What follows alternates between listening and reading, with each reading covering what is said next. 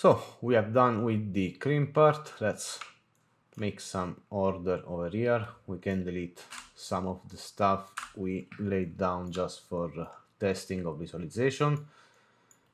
And we can keep this volume for inspection. This is the V and this is the proxy we used.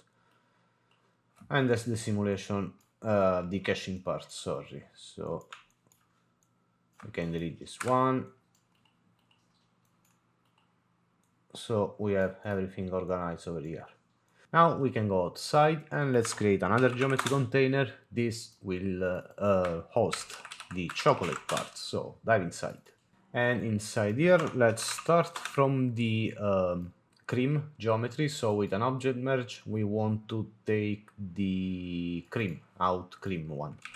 This should be, no, this is the final one. We just want the low poly geometry. Did we create a null for the low poly geometry? Let's see. And we didn't. Basically, we want a null that takes actually this one without the bevel or the transform. So let's take a null after the mirror. Let's call it out cream low, and we can copy this node. And if we pass it here, you will have in the object merge. And actually, since I want to see what's happening underneath the chocolate, let's create a null. We will call this out chocolate geo. Let's make it green. And after this null, let's lay down a clip node. So we can have a preview of what's happening inside the geometry, but we want to display as template the high poly cream. So disable the stick for now, and here let's put the visualizer over here with the transform disabled, so we can actually see the cream underneath. And here now we want to work before the null, because the clip is just for visualization purpose. So we want to make this geometry a little bit thicker. So we want to grab a peak node, but if we increase the peak value, we will have something like this, which is not bad, but it would be better to compute some point normal before the peak. So lay down a normal, set it to points, and now if we increase the peak, we have a smoother result, which is better for the chocolate in this case. So let's put the display flag back on the clip, and here we want to set it, let's keep it at 0.22 for now. And this is not the actual thickness of the chocolate. This is basically the starting thickness. I just wanted to make some peak value to be sure that the chocolate geometry wouldn't go inside the cream one. Even if after the animation it will cover it completely, maybe it's good to take some safe space between the cream and the chocolate itself. So basically now we want another peak node after this one, and this will be the actual thickness of the chocolate. So let's set it to something like 0.3, and basically the thickness will be from here to here. Now we want to apply some bevel, and let's take it from the cream because we already have the group and the bevel nodes. So let's paste it after the peak, and let's check the group values. We are not taking it. We need to lower this value because right now the angle is lower than 85 degrees, and let's set it to some higher value, something like 1.1. So we do have something like this. And this is the outer part. Basically, we want to create an actual thickness before the fracturing. So if this one is the outside, we also need the inside part. So we want to branch out before the second peak. So we want to duplicate the beveling part and plug it after the first peak. And then we want to merge the first polybevel with the second one and replace it to see the clip node. And right now, as you can see, we have a normal problem because this one needs to be reversed. So after bevel, plug a reverse node. So now we have some good normals, and we may want to decrease the inner bevel because right now I don't like this angle, which is compenetrating the cream geometry. So on the second polybevel, let's decrease it, let's say something like 0.7. Yeah, this should be fine. And after the merge, we want to subdivide the geometry, so we'll end up with some I poly 1 and set it the depth to 2. So now we do have the, let's say, not fracture geometry ready. Except that in this case, we want to create some custom texture in Substance. So let's lay down a UV flatten so we can create some UV after the subdivide. And we want to split it right in the middle here for the entire edge loop. And make sure to grab the full loop. Disable the manual layout so you don't get UV overlap. And also we need to cut the inner part. So here let's grab also this other loop.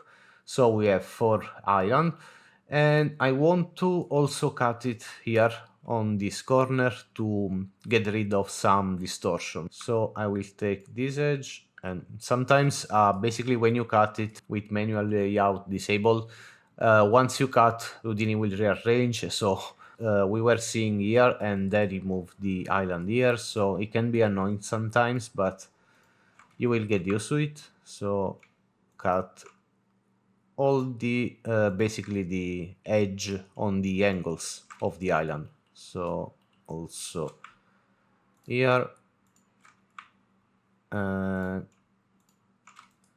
let's see this one and this one. 1, 2, 3, 4. We still need to clip the inner part, I believe. So 1. And sometimes, as you can see, it's handy that it actually, the new cut you need to make, it gets immediately placed where you already have the view, but it's not always like that. So this one, and we only need the other island. So 1, 2, 3, and 4. And we should have made all the cut needed. Also, we want to lay down some normal on the vertex. So before the UV flatten, let's just lay down a normal node. And let's reset the viewport, because in this release, sometimes, at least on my configuration, if I use this space to navigate, sometimes it bugs and start to rotate endlessly. So I need to go to labs, reset viewport, and this will fix the issue. So this is where we'll branch out to export the mesh for Substance, but we won't do it right now. We will do it in the texturing and shading part of this project. So put this clip aside, and now let's handle the fracture. We will use this time the RBD material fracture node. So basically we won't use some custom cutting planes this time. We just want to plug the output geometry in the first input of the material fracture node. Let's display it. And right off the bat, disable the constraints, because in this case we don't need constraints over the pieces, and it will make it faster. Now on the fracture level, actually let's plug an exploded view so we can actually see the pieces. And here on the material fracture, for now, let's delete the second fracture layer. Now, the way this node works, basically it creates a fracture operation for each layer you have right here. And for each layer, you can choose how many points, or rather pieces, you want to scatter.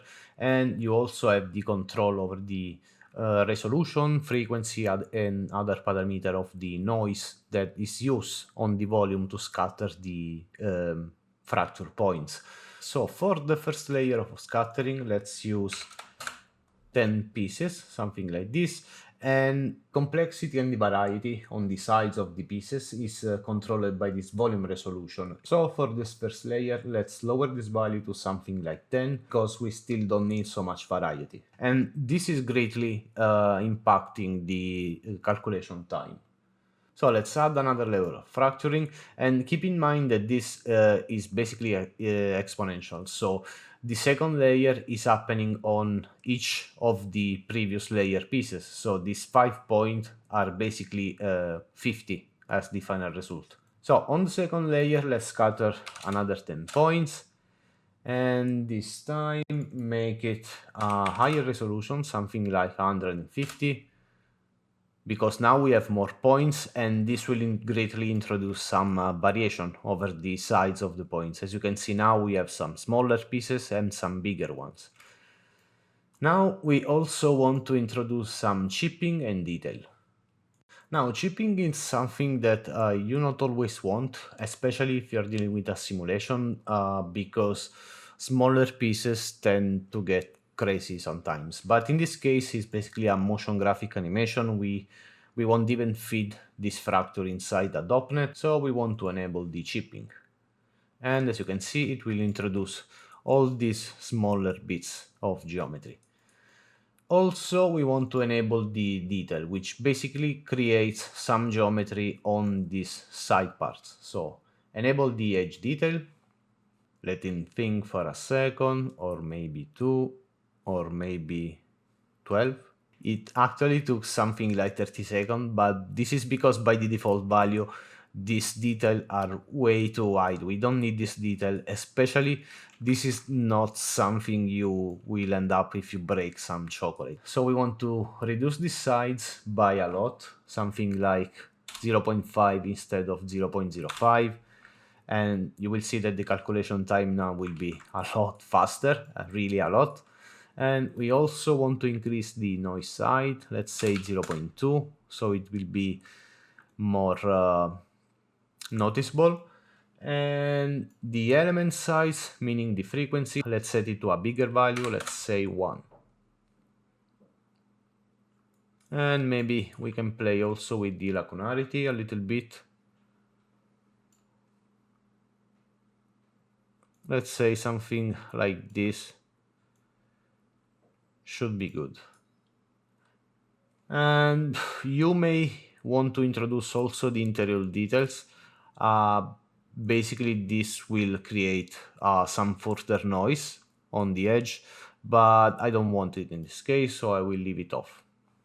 So now we want to actually cache out this fracture geometry, so it won't need to be calculated every time we launch the animation in preview and we are with the display flag some other places. So let's drop down another file cache. We will call this chocolate fracture.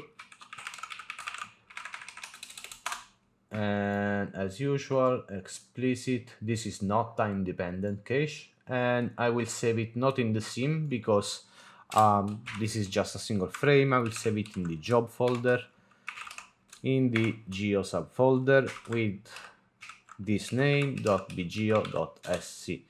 But before caching out, we want to define some groups because we want to be able to identify this the outer, the inner, and the inside part later on in the material. Meaning we want the outer surface to be part of a group, the inner of another group, and the inside polygons to a third group.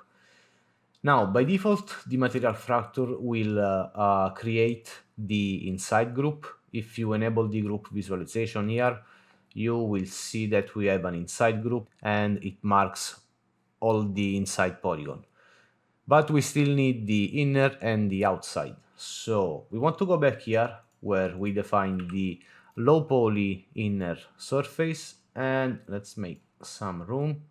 Whoops. After the reverse, let's lay down a group node, and we will call this one inner, and it will take all the polygons. So basically now if we go on here, you will see that we have that inner group, and it's taking basically half of the primitive because it's only on the inner part. So after the fractal, we want a group combine. So now we can create the outside group, which is the only one missing. So the outside group will be equal to everything minus the inner group and minus the inside group. Then we want to delete all this bunch of groups that the material fractal is creating. So on here, group delete, they are all primitive group, and we want to delete everything except outside, except inside, and except inner. So hopefully we should have only 3 groups here: the inner, the inside, the outside. And if we plug this to the exploded view, they are there might be a problem on the no, it's just a color thing. They are quite similar, but the group are working. So finally, before the cache, let's pack this geometry, and we want to pack it by name, which is the attribute created by the material fractal, and we want to transfer the normal, the UV, and the group. So plug this to the file cache and save your geometry. So now we have the geometry ready to prepare the animation. And for the animation, we want to create something like the pieces that are starting far away from where they are supposed to be, and they will slowly approach the ice cream and compose the chocolate shell. And we want to do it like we did with the stick, using the transform by pieces, so we can apply the animation only on the points. So let's take a transform pieces node, and as you may remember, on the left input we want the pieces itself, so let's make some reroute here. The second input is for the animated points, so here we want to take an add node so we can delete the geometry but keep the points, and we will have only 1 point for pieces because they are packed geometry. So this will go here, and for now also here, which is the rest point. So let's disable the group visualizer, and just for testing, if we take a transform node on the second input and we scale it, we should have the piece being transformed. Now let's delete the transform. We are not gonna use this one. We're going to create the animation with a wrangle node, but let's first prepare the geometry, because the kind of animation we want here, it's something that push the pieces in a spherical fashion, let's say. So basically we want to use the normal information for the geometry, and for the time being, let's take a pick node, which actually use a normal to deform the geometry, so we can check if our geometry is ready for this kind of deformation. And we can see that if we increase the distance of the peak, nothing is happening on the point, because basically we still have to define some correct normals. And we will also define an up vector, so we can also rotate the pieces just like we did for the stick part. Now, to create the information of normal and up vector on these points, let's go back here where we defined the outer shell after the bevel, and let's branch out with this one. Here we want to apply another subdivide because we are taking the low poly mesh, so give it 2 depth, 2 level of depth. And from here, let's drop down a polyframe so we can compute the up vector. You can disable the normal because from the bevel we already had some normal information. So you can see that enable, disable, nothing changed because we already had some normal information. This would simply override it. And let's rename this tangent u to up vector. So if we create a visualizer for it, you can see that now we have an up vector pointing to basically some of the neighbor point of each point. And this is good because we just need, let's say, an axis to reference so we can rotate it around the normal and create the piece rotation.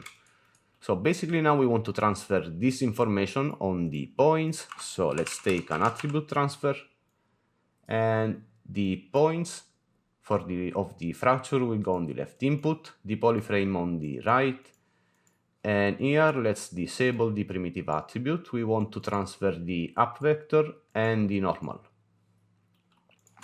So if we take a null here and let's disable everything else, you can see that we have our points and we also have the normal and up information. So if we replace this one with the pick node, you can see that now the pick is working. And let's increase it so we can see that on the side view, you can see that it's actually not so spherical as a movement. So we want to go after the polyframe and let's drop down an attribute blur. So here we don't want to blur the position, we want to blur the normal value. And let's give it something like 200 iteration, so it will be very smooth now. And if we go on the transfer pieces, you can see that it's much smoother compared to before. Now, the idea behind the animation is to create two positions, a starting position and an end position, and to lerp between one and the other. So we want to delete this pick node, and we are going to use a couple of point wrangles. So delete the pick, and let's call this point wrangle lerp, and here we will compute the two positions we need. So, and also we want to use the points with the correct up and normal vector for the rest position, so replace also the third input. And we can delete this null. Inside here, in the wrangle, basically we will lerp between this position, which is the final one, and the new position that will be with the pieces scattered all around. So our final position at P will be equal to lerp, and the starting position will be the new one that we are going to define. So let's call it new pos, and the final position is the current one. So at P, what will control this position will be a bias parameter. So let's create it for now, and if we press enter, we will get error because we don't have neither the new position, neither the bias. Let's create it right now. So the bias is a float parameter, so float bias, and just for the time being, let's bind it to a new float channel. So chf bias semicolon, and create the parameter over here. For the new position is a vector one, so vector new pos. As we said, basically will be the current position pushed along the normal by a certain amount. So let's say at n by, for now, let's call it amount, and make some room because now we need to create the amount variable. So float amount, let's set it to 10 for now. So now let me disable the texture, and if we go on the lerp node, you can see that we can interpolate between the final position and the starting one. If we set it to something like 100, which will be closer to the final value, you can see that we have something like this. Now we want to differentiate this amount. We don't want to be the same value for each piece. So instead of writing a number like this, let's use a random function over the ptnum, and right now is from 0 to 1, so we want to fit it, fit 0, 1, and let's create two new parameters to control the minimum and maximum distance for the pieces. So chf min dist and chf max dist. Let's click here and let's set it something like 100 of minimum distance and 300 as maximum. So now we do have something like this, which is actually what we want, but we don't want to animate this parameter like this because this will animate all the pieces together. And what we want to do is basically to create a timer for the pieces to start the animation. But first, let's also add some rotation to the pieces, just like we did before with our good friends Quaternion. So let's separate this one. And here let's define our angle for the rotation. So float angle, just like before, CHF angle, and we need this to be in radians, so add the radians function and semicolon. Let's set it to a full 360 degree of rotation. Then we want to define our quaternion, so vector for quat. Let's use the quaternion function, and just like for the stick part, we are going to use the angle, and we want to rotate it on the up vector we are taking from the attribute transfer, so be at up. And finally, to apply the rotation, we need to update the normal, so at n it will be equal to the qrotate function, and we want to rotate the normal on the new quaternion, so quat and at n. And this should rotate the pieces. And of course we want to multiply the angle by the bias, because when the bias will be 0, meaning at the end of the animation, we don't want the rotation to happen. We want the pieces to rotate from the start with 360 degree and then decrease to 0, so something like this. Now let's add another point angle before this one, so we can use it to calculate this timer. And before we do it, I'll try to explain what we're going to do briefly, because only in Bex, if you're not familiar with this kind of stuff, it may be too abstract. So I'll try to explain it with some horrible drawings. Now, let's say we have just two pieces, 1 and 2. And also, let's say that the entire duration for the animation, we want it to be something like 10 seconds, so 250 frames, and that the maximum offset that we want between the pieces will be of 4 seconds, so of 100 frames. And we also know that our final output needs to be that value that we're going to use to drive the lerp, the bias value, so it's a 0 to 1 value. So let's say that this is our timeline, and here we have our frames, so let's say from 0 to 400, and this is the value. We already know that this will be the bias, so let's pretend this is 1 here.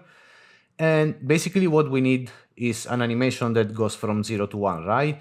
And it lasts 250 frames. So let's say here 200, 300, and 100. And for the sake of explanation, let's say that this piece should start at frame 0 and this at the maximum offset, so 100. So basically we need a way to tell each piece you have a start value, a start frame, you need to start to count from 0 to 1 over the course of 250 frames, and that's your animation value. So basically, if we pretend that down here we have the curve editor, for the piece 0, it will start at 0 value here, at frame 0, and it will reach the 1 value here, which should be 250. So let's say we will have this kind of animation curve, given a linear interpolation. In this case of the second piece, the curve should start here, I mean the animation, which is frame 0, and this plus 250 here, on which is 350, should reach is 1 value. So how do we tell Houdini to do something like that? So first we're going to calculate the elapsed time, meaning how much time is passed between the current frame and your starting value. So frame minus the start value. And let's start to test this value. They basically need to match the curve we draw down here to match the reasoning we are doing. So for the first pieces at frame 0, E will be equal to current frame is 0 minus 0 is 0, so it's here, it matches. And for the second pieces at is frame 0, so 100 will be 100 minus 100 is 0, and it does match. Let's check it at the final frame of the animation, which for the first piece is 250 and here is 350. The E value will be equal to 250, which is the current frame, minus 0. Already here we notice that we don't match with the value. Here we need a value of 1. So all we need to do is to compute another variable. Let's call it t, and it will be equal to E divided the duration. So here, with an E of 250, if we divide by the duration, t will be equal to 1, and it matches. And of course, it matches also on the first frame because we are dividing 0 by something. And for the second pieces, at frame 350, E will be equal to 250 because it's minus 100. And divided the duration, we also have 1 here.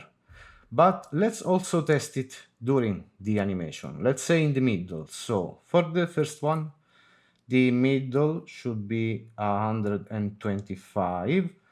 So here, E will be equal to 125 minus 0 divided 250 is 0.5, which is right in the middle of the value. And this matches. And we can test it for the second one, but let's move on because it matches also the second one. So basically, we just need to apply this reasoning inside the wrangle.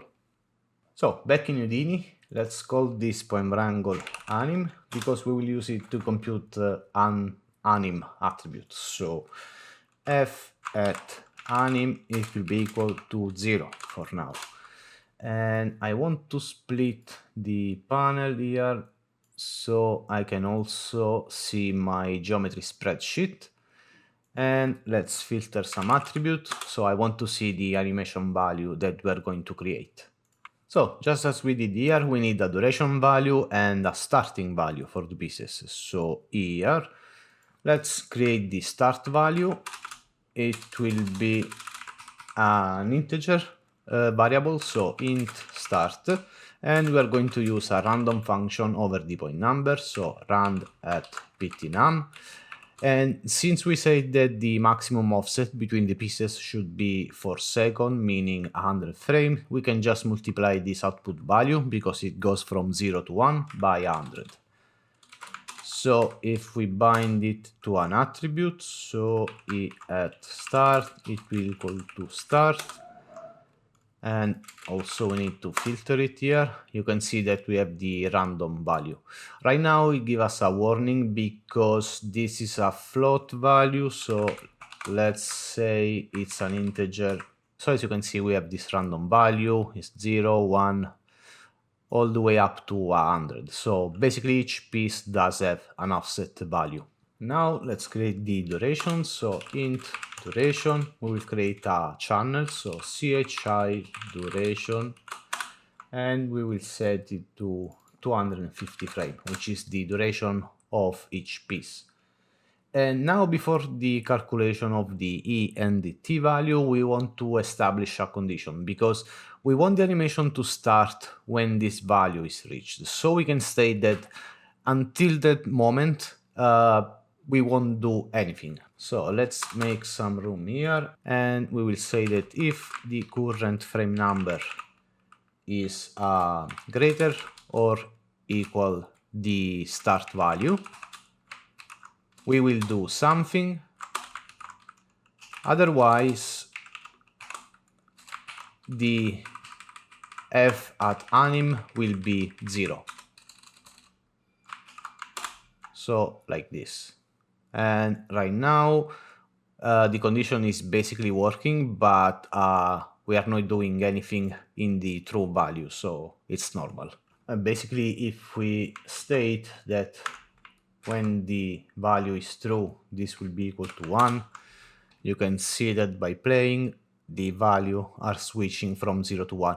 And we don't want this, of course, because if we here on the lerp finally bind this bias to the animation value, so f at anim, you can see that we actually have a transformation, but we miss the actual interpolation between the positions. So back in the animation wrangle, let's calculate the E value and the T value. The E is frame minus start, and the T value is E divided the duration. So where is it? Here we don't want to state that f at anim is equal to 1. First, let's calculate E. So float E, or rather elapsed, so it will be more clear. It will be equal to the current frame minus the start value. Then we calculate our T value, so float T.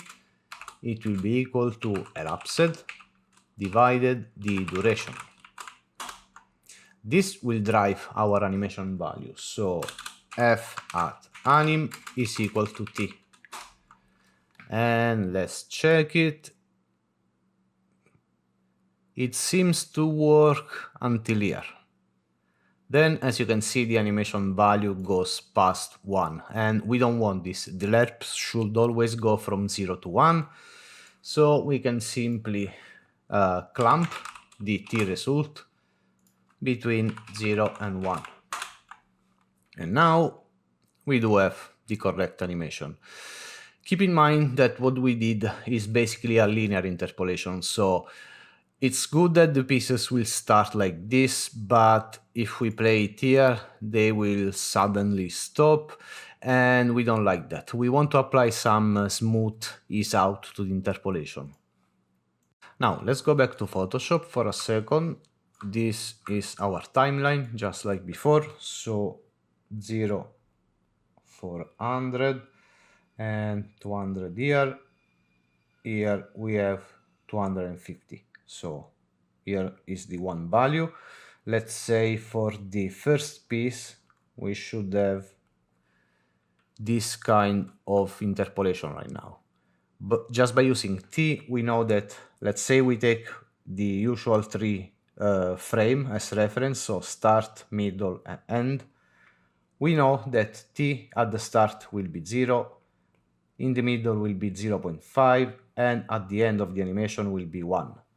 Now, what happens if instead of using just T, we will use T and apply some mathematical operation to it? In this case, we want to apply the power operation. So let's say that we will use T elevated to the power of 2.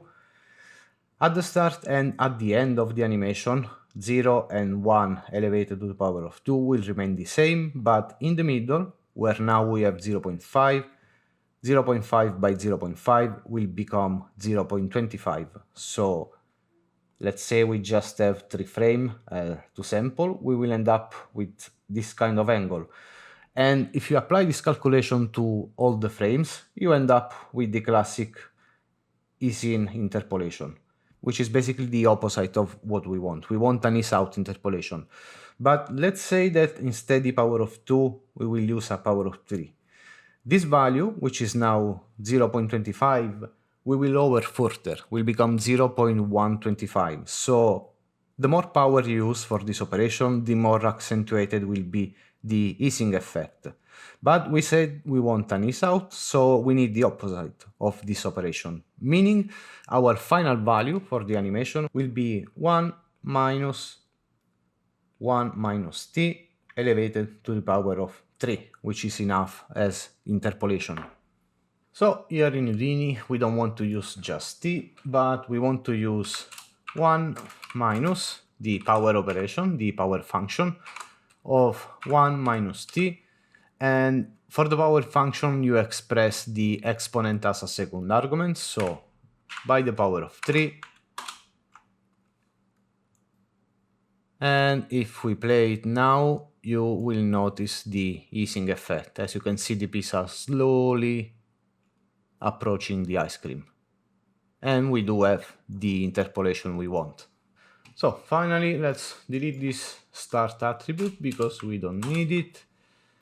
And after the transfer pieces, we basically done with the animation. So we want to go to the ice cream geometry. We need to re-enable the transform and copy it so we can paste it to the chocolate one, and they will match for the final position. And also we want to take the time shift we created because it already has this convenient offset channel. So copy it, paste it here, and let's template the other geometry. Let's see, we have the cream. We need to display the cream here. And the finish of the cream was around here, so let's offset it by another 2 seconds, so 280. So they will start to move right here. Lastly, let's pack, or rather let's unpack this guy, so it will be, as I already mentioned before, faster to compute in Karma. And make sure to transfer the velocity, and the UV should be there by default. Yes, the velocity we need for the motion blur. And here we won't switch to a static mesh, we will actually switch to nothing. So drop down a switch and a null. And let's say that we won't need the pieces until here, so 375. So at ff less than 375. So here we will do the cut for the cream, and then we will take care of the cuts for the chocolate part. And that's basically it for the chocolate mesh and animation. So finally drop down a null after the switch. This will be out chocolate. And basically now we have all the geometry and the animation to create our camera cuts. So we're going to do that before the texturing and shading part. Now I will create my cameras up here at OBJ level, and this part is actually very subjective. Also, I'm not very good at direction, so we will quickly create one camera, then I will show you how to create a path constraint, but we won't create all the 5 cameras from scratch. So for example, let's say my first camera, let's drop down a camera node. This will be the first cut, so I will call it cam01, and I already know that this will go from 0 to 100 frames, so it will last for seconds, and I like to write it as an information beside the camera name. So this will be the first camera. Let's go and see through this camera, and we want to lock it, so we can move it here in first person mode.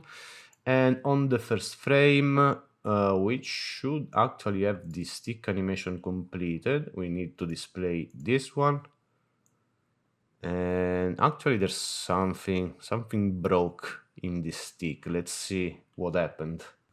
And apparently here, where I defined the animation for the stick, I misclicked during some recording, and the first frame shifts to -26 frames. So this needs to be at 0.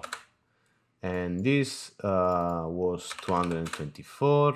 So let's quickly fix this curve a little bit, something like this. So now we should have what we created during the stick chapter, and there it is. So let's say at frame 1 we want to have something like this, some framing like this, and on the camera let's set it to be full HD, so 90/20 by 10 and 80.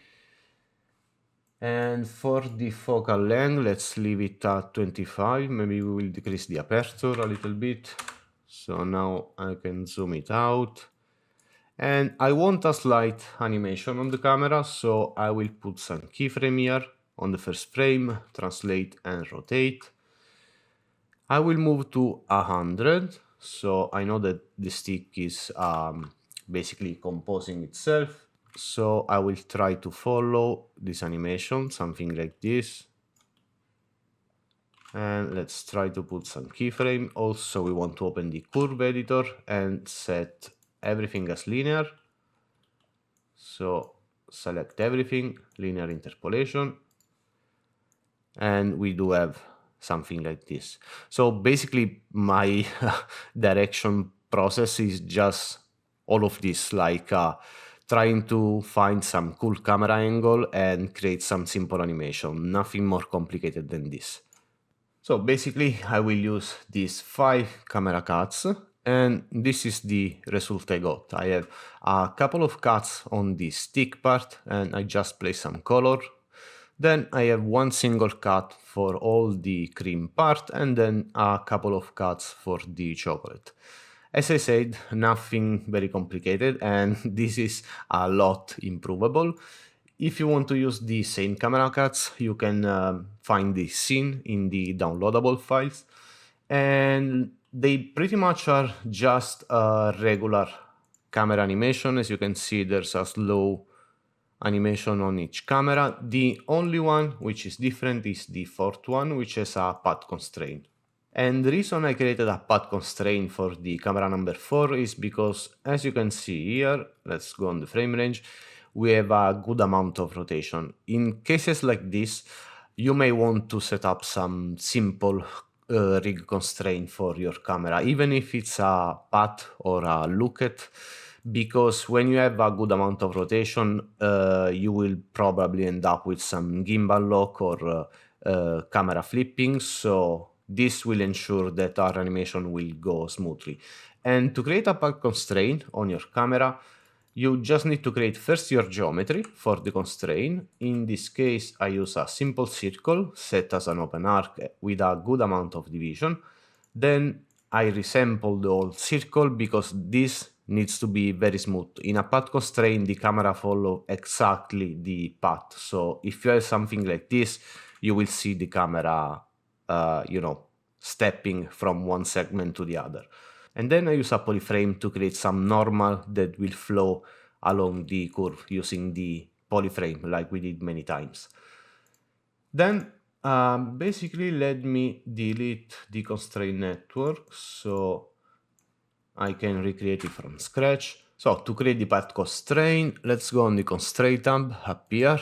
It's one of the few times I actually use the shelf tool.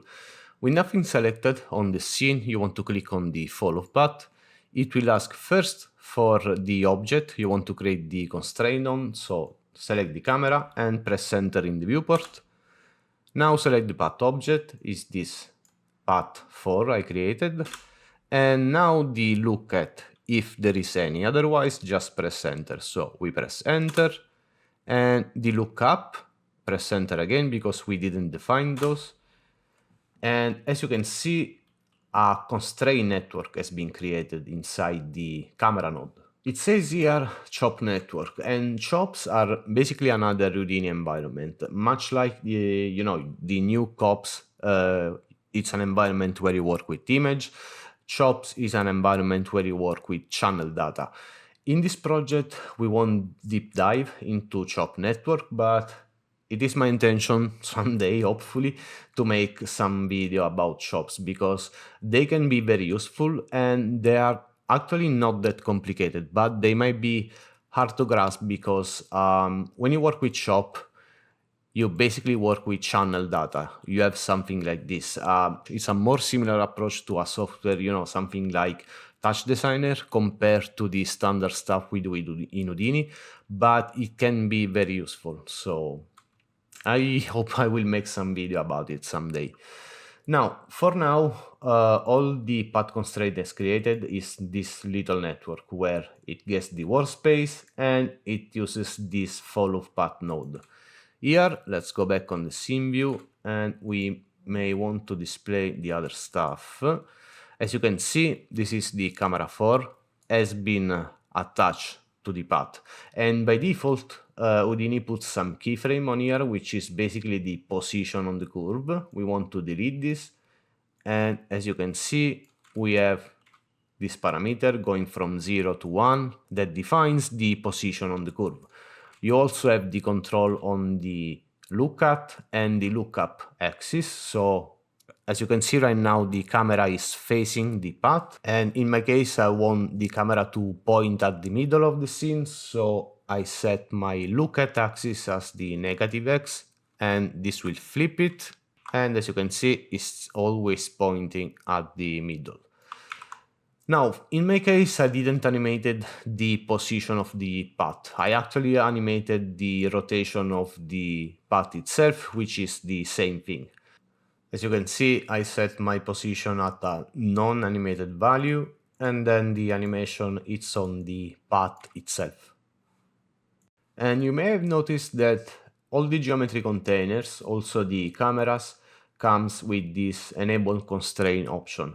By default it's disabled, and on the camera 4 we are using constraint Houdini as enabled and also link the constraint network. If for testing reason you want to temporarily disable the constraint network, you just have to disable this. And as you can see, the camera has been detached from the constraint network, meaning the path. So let's re-enable it. And very last thing for this chapter, we want to prepare the geometry for texturing. That will be the next video. So first go back into the stick, and here right at the end of our geometry we want to drop down a ROP Alembic output. We will save the geometry in Alembic format for export into Substance. So let's plug the normal node, and we will call this stick underscore geo. We want to save this file in the job variable and in ABC folder, which is the a folder which Houdini creates by default in your project network. And also underscore dollar, meaning backslash dollar os.abc. If you middle click, the path should be okay, and let's save it. And we also want to do another thing, because this geometry will take care of the texture for the outside part of the stick, but then we have the fracturing, and you may remember that we did a UV unwrap for the inside group, right? So we also need some texturing in this part, and we can't use this one because this will be based on the UV of the stick. So let's take a grid node, template the whole stick geometry and display the grid. Let's make it on the XY plane. Give him a size of 24 by 24. Let's decrease the rows and column to 2 by 2. We just need a simple plane. Let's give him some texture, and it should be in the z-axis, yes. Also some normal on the vertex, and let's duplicate this node. This will be stick inside geo, and save this one also. Basically we will import also this plane into Substance, and we'll pretend this will be basically this UV layout of the inside part. Then let's copy one of these ROP Alembic output, and for the cream we're going to use a standard material, so we won't need to texture it into Substance, but we want to do it for the chocolate. So before the fracture here, after the UV flatten, let's paste the node for the chocolate and plug after the null. This will be the chocolate geo, and save it. So in the folder you should have 3 geometry: the chocolate, the stick, and the plane for the stick. And that's it for this video. The next one should be the last part where we will handle the texturing, the shading, and I will quickly show you my compositing setup, but just like for the camera cuts, it's very simple, so we will not create it from scratch, but I will explain you how to set up your render and also your IOB pass if you need to composite it later. So I hope to see you in the next chapter. Cheers!